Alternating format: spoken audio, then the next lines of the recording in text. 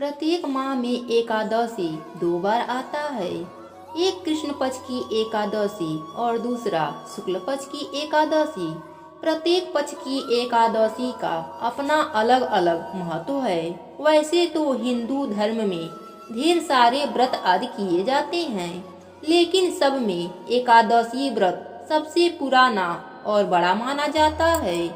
एक समय धर्मराज युधिष्ठिर ने भगवान श्री कृष्ण से पूछा कि हे भगवान, मुझे एकादशी का फल बताइए। भगवान श्री कृष्ण ने उन्हें कहा कि एकादशी पापों का हरण करने वाला, मनुष्यों की सभी मनोकामनाओं को पूर्ण करने वाला होता है। एकादशी व्रत दुःस्वप्न का नाश करता है तथा पुण्यों की प्राप्ति कराता है। एकादशी महात्म्य के एक या आधे श्लोक का पाठ करने से भी करोड़ों पापों से तत्काल मुक्त हो जाता है। जैसे मासों में पुरुषोत्तम मास, पक्षियों में गरुड़ तथा नदियों में गंगा श्रेष्ठ हैं, उसी प्रकार तिथियों में एकादशी तिथि सबसे श्रेष्ठ है। पंचांग के अनुसार 12 फरवरी दिन शनिवार को माघ मास की शुक्ल पक्ष की एकादशी तिथि है। इस एकादशी तिथि को जया एकादशी के नाम से जाना जाता है। इस दिन भगवान विष्णु की पूजा करने से पिशाच योनि का भय खत्म हो जाता है और पापों से मुक्ति मिलती है। एकादशी का व्रत मोक्ष प्रदान करने वाला होता है। जया एकादशी व्रत का शुभ मुहूर्त 12 फरवरी दिन शनिवार को व्रत रखा जाएगा। जया एकादशी पारण 13 फरवरी को प्रातः 7:01 से 9:15 तक पारण का मुहूर्त बना हुआ है। पारण की कुल अवधि 2 घंटे 13 मिनट का है।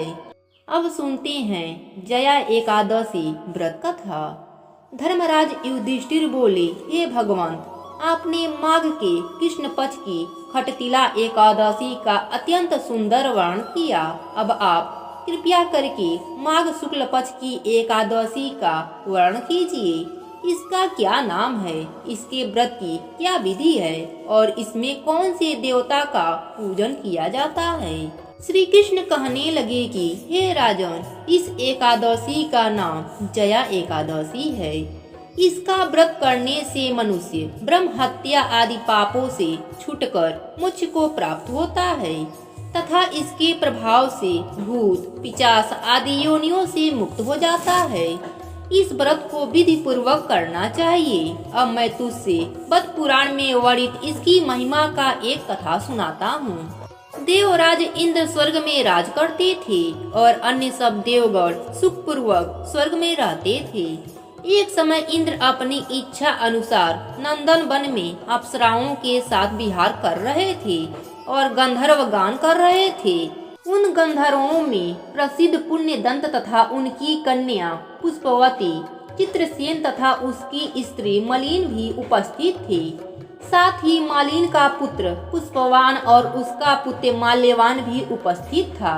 पुष्पवती गंधर्व कन्या माल्यवान को देखकर उस पर मोहित हो गई और माल्यवान पर काम बाण चलाने लगी। उसने अपने रूप, लावण्य और हाव भाव से माल्यवान को बस में कर लिया। हे राजन, वह पुष्पवती अत्यंत सुंदर थी। अब वे इंद्र को प्रसन्न करने के लिए गान करने लगे, परंतु परस्पर मोहित हो जाने के कारण उनका चित्त भ्रमित हो गया था। इनके ठीक प्रकार न गाने तथा स्वर ताल ठीक नहीं होने से इंद्र इनके प्रेम को समझ गए और उन्होंने इसमें अपना अपमान समझा और इनको श्राप दे दिया। इंद्र ने कहा, हे मूर्खों, तुमने मेरी आज्ञा का उल्लंघन किया है। तुम दोनों को यहाँ रहना धिक्कार है। अब तुम दोनों स्त्री पुरुष के रूप में मृत्युलोक में जाकर पिशाच रूप धारण करो और अपने कर्मों का फल भोगो। इंद्र का ऐसा श्राप सुनकर वे अत्यंत दुखी हुए और हिमालय पर्वत पर दुख पूर्वक अपना जीवन व्यतीत करने लगे। उन्हें गंध, रस तथा स्पर्श आदि का कुछ भी ज्ञान नहीं था। वहाँ उनको अनेक दुख मिल रहे थे। उन्हें एक क्षण के लिए भी नींद नहीं आती थी। उस जगह अत्यंत शीत था। उसमें उनके रोंगटे खड़े रहते और मारे शीत के कारण दांत बजते रहते। एक दिन पिशाच ने अपने पत्नी से कहा कि पिछले जन्म में हमने ऐसे कौन से पाप किए थे जिससे हमको यह दुखदायिनी पिशाच योनि प्राप्त हुई। इस पिशाच योनि से तो नरक के दुख सहना ही उत्तम है, अतः हमें अब किसी प्रकार का पाप नहीं करना चाहिए। इस प्रकार के विचार करते हुए वे अपने दिन व्यतीत कर रहे थे। धीरे धीरे समय निकलता गया। माघ का महीना आया। माघ मास की शुक्ल पक्ष की जया नामक एकादशी आई। उस दिन उन्होंने कुछ भी भोजन नहीं किया और न ही कोई पाप कर्म किया, केवल फल फूल खाकर ही दिन व्यतीत किए। सायंकाल के समय महान दुख से पीपल के वृक्ष के नीचे बैठ गए। उस समय सूर्य भगवान अस्त हो रहे थे। उस रात को अत्यंत ठंड थी, इस कारण वह दोनों शीत के मारे अति दुखी होकर मृतक के समान आपस में चिपटे रहे। उस रात्रि को उनको निद्रा भी नहीं आई। हे राजन, जया एकादशी के उपवास और रात्रि के जागरण से दूसरे दिन प्रभात होते ही उनकी पिशाच योनि छूट गई। अत्यंत सुंदर गंधर्व और अप्सरा के देह धारण कर सुंदर वस्त्राभूषणों से अलंकृत होकर उन्होंने स्वर्ग लोक को प्रस्थान किया। उस समय आकाश में देवता उनकी स्तुति करते हुए पुष्प वर्षा करने लगे। स्वर्ग लोक में जाकर इन दोनों ने देवराज इंद्र को प्रणाम किया। इंद्र इनको पहले के रूप में देखकर अत्यंत आश्चर्यचकित हुए और पूछने लगे कि तुमने अपनी पिशाच योनि से किस तरह छुटकारा पाया, सो बताओ।